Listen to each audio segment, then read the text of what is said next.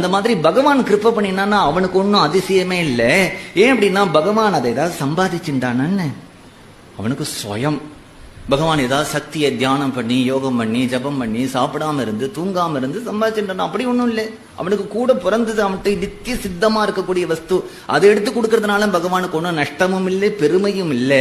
ஆனா மகான்கள் தன்னுடைய குடும்பத்தை விட்டுட்டு குழந்தைய விட்டுட்டு வீதியில அலைஞ்சு ஒரு வேளை சாப்பாட்டுக்கு கஷ்டப்பட்டு ஒரு வீட்டுக்குள்ள போனா நாய் துரத்திண்டு ஒரு நாள் நம்மளால வீட்டுல ரோட்ல நடக்க முடியுமா வீதியில?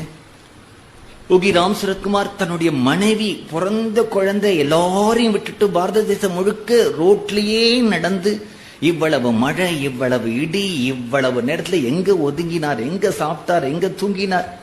சில வீட்டுல போகும்போது அவர் சொல்லுவார், நாயை அவிழ்த்து விட்டா எனக்கு சாப்பாடு கிடைக்கிறதுக்கு பதிலா நாய்க்கு என் உடம்பு சத சாப்பாடா கிடைச்சது. அப்படிலாம் அவர் நாமத்தை ஜபம் பண்ணி தன்னை தியாகம் பண்ணி அந்த தியாகத்தை நமக்கு எந்த காரணமும் இல்லாம அனுகிரகம் பண்றார். அப்படின்னா குரு கிருப்பை தான் தெய்வ கிருப்பையை விட பெருசார்.